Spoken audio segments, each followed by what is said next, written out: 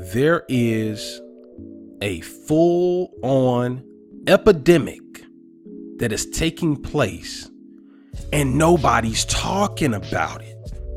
That's right. It's an epidemic. It's called rude behavior.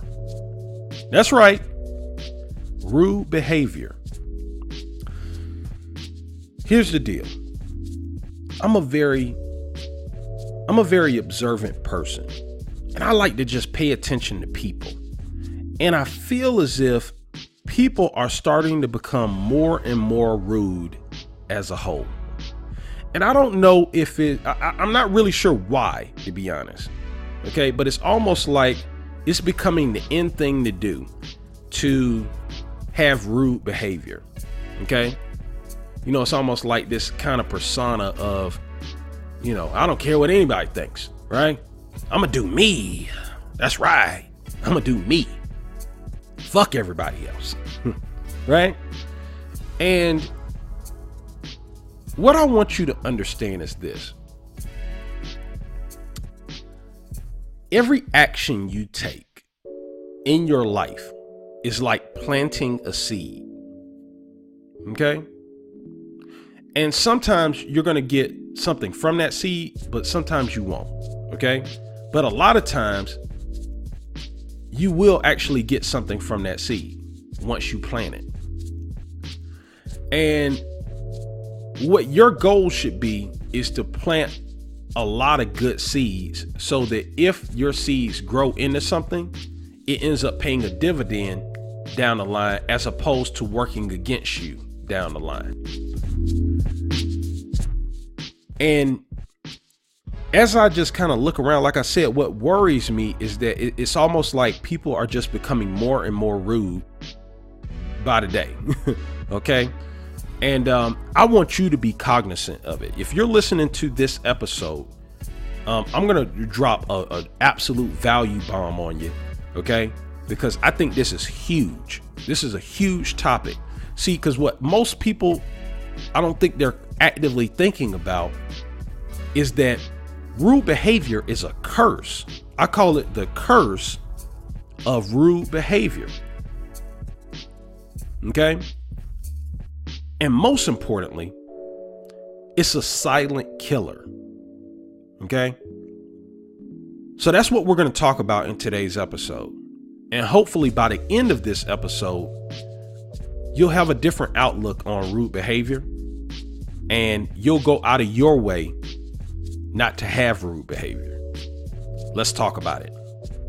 Welcome to another episode of Career Strategies, where I am dedicated to teaching you practical strategies that can help you kick ass and take names when it comes to advancing your career. My name is Rodney Hughes, Mr. 100%, and today's episode is being brought to you by Interview Prep University. If you need help preparing for an upcoming telephone, video, or face-to-face interview, this is a 100% free virtual training platform that is designed to help you exponentially improve your job interview skills by helping you avoid the major or the deadly mistakes that cause most people to fail miserably when they're going through the interview process. If you'd like to gain access to this free platform, just head on over to www.interviewprepuniversity.com. Again, www.interviewprepuniversity.com. And listen, you got to bear with me. I might sneeze a couple times in this particular podcast. Okay. I'm not going to edit it out. Okay. I'm a human being and I have allergies. Okay. Hopefully it won't distract you too much. All right. So let's go ahead and dive into this. So what we're talking about again is the curse of rude behavior. And I need you to understand that it is a silent killer. So let's start here. Okay. What people have to understand about rude behavior is that at the heart of rude behavior, when you have rude behavior with someone else, what ends up happening is that people will always remember that emotion. I always say this, and you're going to hear me say this multiple times as long as you listen to me, okay? People will easily forget details, but people will never forget how you made them feel. They'll never forget emotion, okay? You just look at a relationship that ended on a sour note, and you'll see exactly what I'm talking about. So, somebody could have been in a relationship for 5, 10 years, 20 years. If that relationship ended on a emotionally charged negative note, and then you ask that person about the person that they were in a relationship with, they're not going to have anything but negative things to say. And why? Because people remember emotions. Okay, they never forget emotions. And it's so powerful to the point that where most people that end up having fallen outs with other people or end up being offended by other people, after a certain amount of time goes by, they may not even remember why they don't like this person or what it was that happened that caused them to have a negative type of feeling towards that other person. But they'll never forget the fact that they have a negative feeling towards that person because they never forget emotions. You understand? And so there are a couple things that come to mind. Okay, I may have told these stories before. I don't know. So if you've heard it before, great. You can still learn something from it again. If you've never heard from it before, then, I think these are some stories that can help drive this idea home for you. So I want to start with this. I'm an executive recruiter. And I remember when I first got started executive recruiting, there was a candidate that I dealt with who looked phenomenal on paper. And I remember representing this candidate to a client of mine, and everything was going great. Okay. In the interview, he interviewed really well over the telephone. And when he went in for the actual interview, everything was primed. Everything was looking good. It was the foundation was set for this to be an easy placement. Okay. Because the guy was the right guy from a technical background. He had the background that this company was looking for, and it seemed like they were meshing really well. So this candidate goes on site for the interview, and after the interview, all of a sudden my client goes dark. And so after a couple weeks go by of me trying to re-engage with the client, I finally get the client on the phone, and this particular director ends up telling me, look, we really like this guy coming into the interview, but one of the people on my team used to work with this guy 10 years ago. And my team member didn't have good things to say about this guy. They said that he's great from a technical perspective, but he's a nightmare to work with. And he didn't have a good attitude. And the thing is that after that, everything went downhill, right? And the crazy part about that particular situation is that I bet you that whoever that coworker was doesn't even vividly recall why they didn't like this candidate.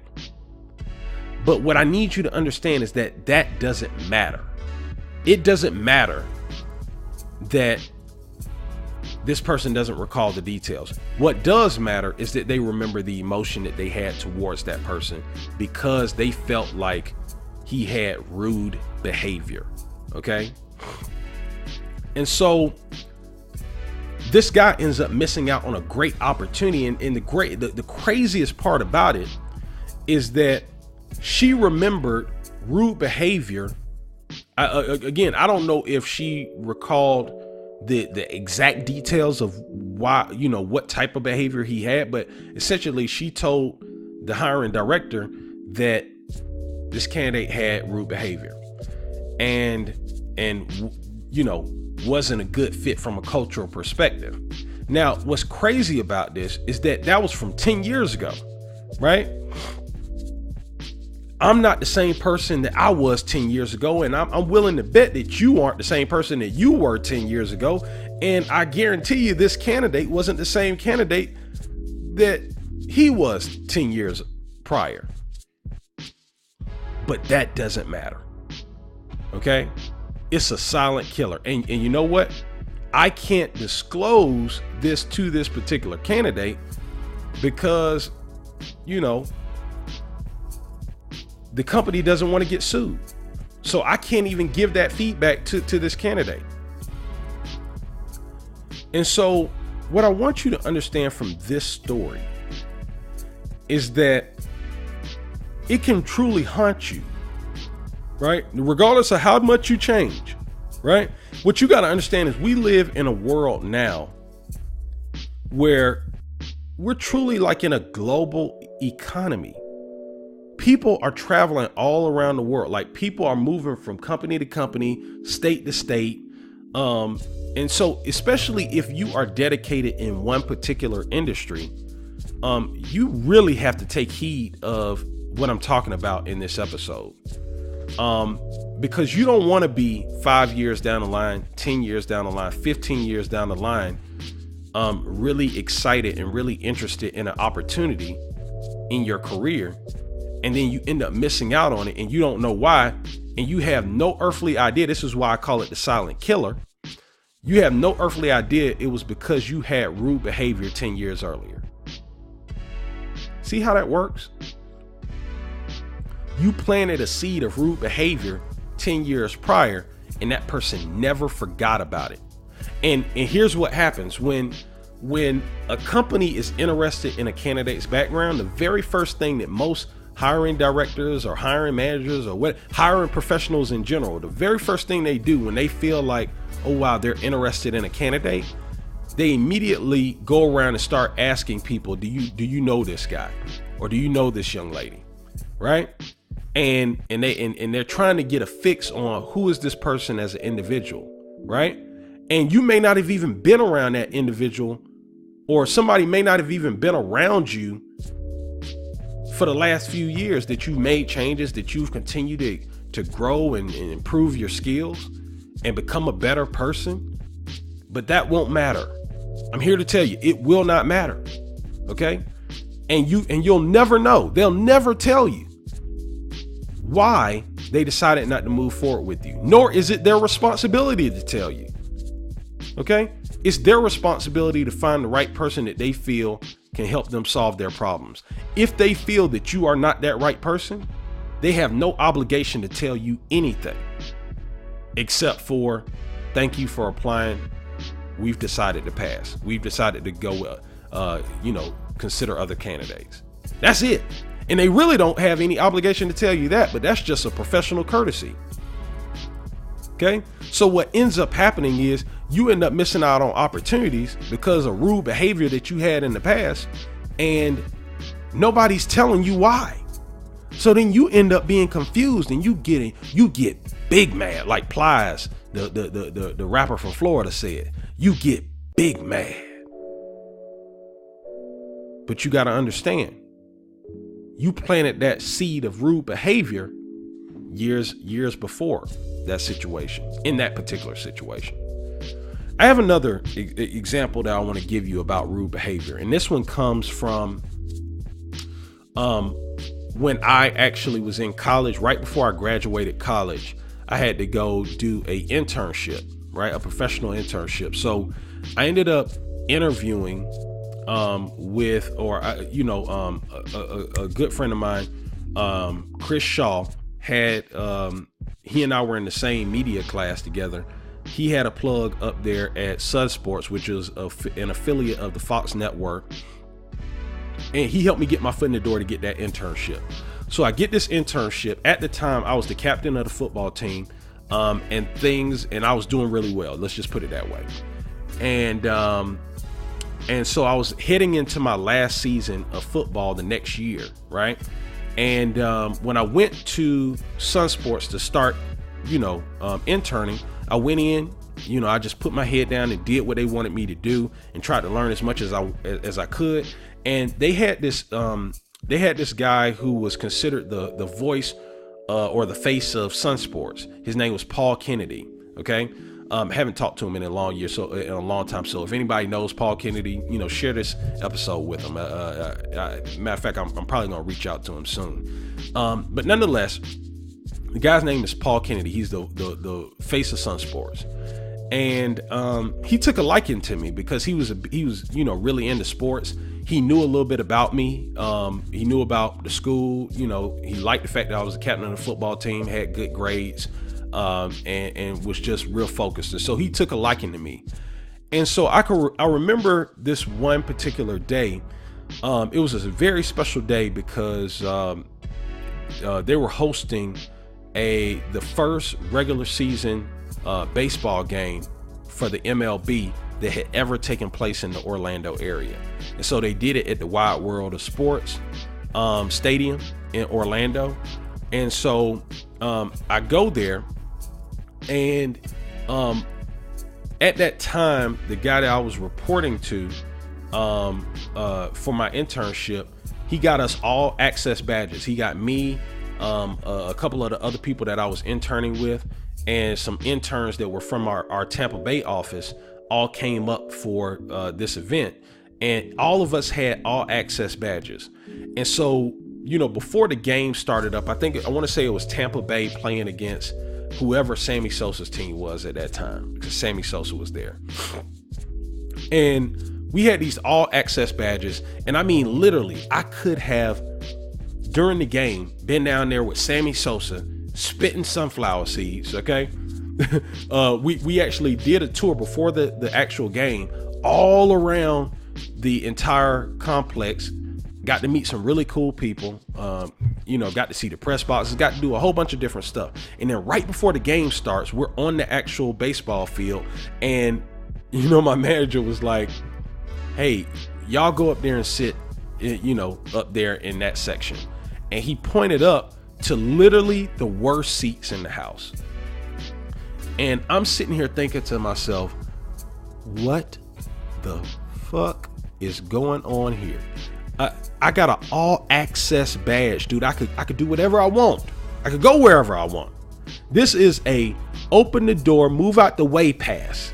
Okay. And you want me and the fellow interns to go sit up there in the worst seats in the house. And I was blowed. Okay. I was blowed. I was like, dude, I can't believe this is what we got to do. Right. So anyway, we go on up there.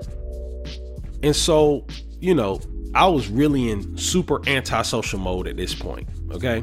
And so I go up there and I sit like a row or two behind the rest of the interns. And I'm just sitting there and I'm just looking around, and we're right up under one of the press boxes, press boxes or the VIP boxes or whatever. And I'm looking at them just having a blast in their boxes. And I'm like, dude, I could be right up there with them. But anyway, I'm sitting there, and then all of a sudden, I see Paul Kennedy walking up the steps, the voice of Sun Sports. He walks up, he says hello to all the interns, and then, because he took a liking to me, he came up and he sat next to me, right? And we start having small talk, right? And we're having small talk, and then out of nowhere, the conversation gets real deep. Like, have you ever been in that kind of conversation where you're talking to somebody and then all of a sudden the conversation just takes a complete left turn and you're like, whoa, how did we end up here? That's kind of what happened. He was like, Rodney, he said, you know what, man, I really like you. He was like, your head is on right. You're a hard worker. You got a great personality, all this type of stuff. He was like, but I want you to always remember this. I want you to always be cognizant of how you act when you're out in public. Never have rude behavior out in public, and always be respectful when you're out in public, and carry yourself with dignity, because you never know when you're going to be around somebody that could potentially change your life. And he said it almost just like that. Okay. Now, this was years ago, so I might be paraphrasing a little bit, but that's essentially what he said to me. And so I'm looking at him like, okay, all right. Okay, I'll do that. And he said, I said, what made you say this? And he said, you see this old, you see that guy over there? And it was this older gentleman. He looked like at the time he might have been like 65, 70, something like that. Older gentleman. He had like his grandson. You could tell it was like his grandson with him, which might have been like, I don't know, maybe 10 years old or something like that.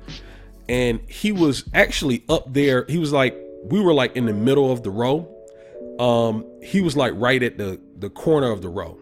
And he stood out of the crowd because there was nobody up there but us. Okay. Everybody else had the good seats, remember? So he said, you see that guy right there? I said, yeah. He said, that guy has more money than anybody in this stadium. He's more successful than anybody in this stadium. Now look at the guy again. And I look back at Paul Kennedy. I'm like, what? Who is he? And why is he in the worst seats in the house? And keep this in mind. In this stadium, I met the president of Sun Sports. In this stadium, I met Sammy Sosa. In this stadium, I met Richard Petty, okay, the NASCAR driver. He was downstairs signing autographs. In this stadium, I met a lot of very successful people because of that all access badge. He said that guy has more money and has more success than anybody else in this stadium. So I'm like, who in the heck is this guy? Come to find out, this particular guy, I forgot his name now. His name escapes me at this point, but essentially he was like, that guy is the guy who founded the Orlando Magic. And he said before he founded the Orlando Magic, he was one of the top real estate developers in Orlando. Most of the high rises that you see in Orlando, he's responsible for it. Okay. He built up his success doing commercial real estate. And then he ended up founding the Orlando Magics. And I was like, that guy? Why is he up here? And he was like, I don't know. He was like, come on, I want to introduce you to him. And he walked me over there and introduced me. And this guy treated me like I was like Dwight Howard or something. At that time, Dwight Howard was playing, the basketball player was playing for the Orlando Magic. And I mean, when this guy greeted me, he was like, hey, how you doing? He was like, nice to meet you. And he was like, oh, you know, Paul Kennedy said, this is Rodney Hughes. He's, you know, the captain and yeah. He was like, oh man, that's awesome. He said, why don't you come over? Why don't you sit over here with me and my family and we'll have a good time? And I was like, okay. And so I sit down, and then, you know, his a few more of his family members start strolling up there, and I'm still kind of in a little bit of a state of shock, like kind of in a, I don't even know if I would say a state of shock as much as kind of like, is he really the founder? And then when I knew that he was the actual founder is when at that time, the GM of the Orlando Magic came walking up and came and sat right behind him, or right next to him, which they were actually seated right behind me. And I learned such a valuable lesson that day. Okay, because here it is, the most successful person in the entire stadium. At least that we knew at that point. Maybe there was somebody else more successful, but I guarantee you there weren't, you know, a lot of people in that stadium that were more successful than this guy. And what I learned is that, you know, you really do, you know, that story always stuck with me. I always remember, I will never in my life forget what Paul Kennedy taught me that day. See, because essentially he was teaching me. He dropped such a gem on me. He helped me understand that you can't afford to have rude behavior, because there are times in your life where you're going to meet people and you have no earthly idea who the hell you're dealing with. And it could be in the most inconspicuous places, right? You never know. That's why it always pays to treat people with respect. Treat the golden rule. Treat others as you would wish to be treated, right? Do unto others as you would have them do unto you. Treat people with respect. Don't be rude. Okay? Everybody's dealing with bullshit in their life. Everybody has something that's going on in their life that's difficult. Okay? And even if you don't like somebody or you got a lot going on in your life at this point, make it a habit. Start today by making it a habit to have good behavior, right? And to treat people with respect. Be kind when you're interacting with people. Because again, you might meet somebody today that could change your life tomorrow. Or better yet, you might meet somebody today who seems like they don't have a lot of power today, but 10 years from now, they can have a huge amount of power as it's related to opportunities that are related to you. You see how that works? So to be safe, go out of your way to make sure you don't have rude behavior. Go out of your way, even if you don't like somebody, even if somebody is annoying you, go out of your way, do the best you can to avoid having a negative interaction with that person. Okay? Now, I'm not telling you, let me be very clear. I'm not telling you that I want you to allow people to treat you any kind of way. I'm not telling you that I want you to allow people to disrespect you or railroad you. That's not what I'm saying. I want you to always stand up for yourself when it comes to stuff like that. But what I am saying is, don't have rude behavior. Okay? Because again, it will bite you in your ass. And you'll never know. That's the ugly part. That's the ugly truth, my friend. You will never know. That's why I call it the silent killer. That's why I call it a curse. Okay? Because people will hold on to that emotion. They will hold on to how you made them feel. And when these people are holding on to stuff, you want them to hold on to good things. You want people to, make a connection in their mind with you from a positive perspective, right? You see when certain people pass, how people just start crying. People that may have never even met this person before start crying and you start seeing this mass amount of love. Like I think about the Nipsey Hussle situation. God bless him as well. God bless him and his family. Condolences. And it was such an unfortunate situation. And with that being said, the thing that was very interesting about it is that he had so much love. You could see where he touched so many people in a positive way. You understand? And it was reflected when he ended up passing, okay, or when he was, murdered. And I just want you to just learn from that, right? People hold on to emotion on a very simplistic level. Keep in mind, they will always remember how you make them feel, right? So go out of your way to make people feel good, or make people do your best to have people have a positive feeling towards you, okay? Because again, it could pay such huge dividends down the line. I told you a story once before about a candidate that I placed that she hadn't worked with this particular person for, a decade or something like that.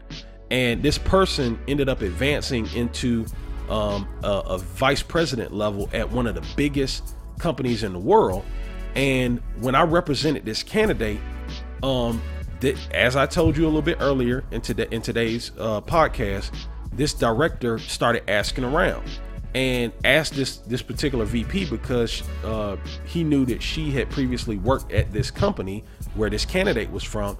And this particular VP was like, who, this person? They're amazing. They're phenomenal. Boom. From that point on, it was smooth sailing. Okay. This person ended up almost doubling their income from one year to the next, all because she had left a favorable impression on this person. Now, I don't know the full detail or the full scope of where they were at the time when they were working together. But one thing's for sure, this person ended up advancing, ended up getting into an extremely powerful position, right? And when asked about her, this particular VP gave like a phenomenal recommendation. And it was all because this VP remembered that positive emotion related to this candidate. Okay. So again, understand it's a curse. Okay. The curse of rude behavior. And I want you to always remember it's a silent killer. So go out of your way to make sure that you do your best to leave a favorable impression on people. Okay. And don't be rude. And that's based on a true story. All right. Now, if you haven't done so already, I want you to pick up a copy of my book, The Ugly Truth About Getting Hired, How to Land the Job of Your Dreams Regardless of the Competition. One of the things I always tell people is that competition is fierce. Right now, as we speak, it is absolutely fierce. You are in a global job market. Doesn't matter what the position is, doesn't matter what the situation is. Anytime that you go into a situation where you have to interview for a job, whether it's internally with your current organization or whether it's externally with another organization, you need to understand that you're competing with the world right now. And over the next few years, the competition is going to become absolutely insane because of the technological advancements that are taking place. And so if you want to have a competitive advantage, if you want to learn a step-by-step system that will help you exponentially improve your odds of being able to eliminate most of your competition and position yourself as the ideal candidate of choice, you got to get this book. Okay. You can head on over and pick it up at www.theuglytruthbook.com. Again, that's www.theuglytruthbook.com. Listen, thanks again for listening to this episode. Hopefully you got great value. If you did, make sure you like, comment, and subscribe. And also do me a favor, share this content with on your social media platforms. Tell it as many people as you can about it. Hopefully you got great value. And if you did, I want you to share it with other people that you care about. All right. I'll see you in the next episode.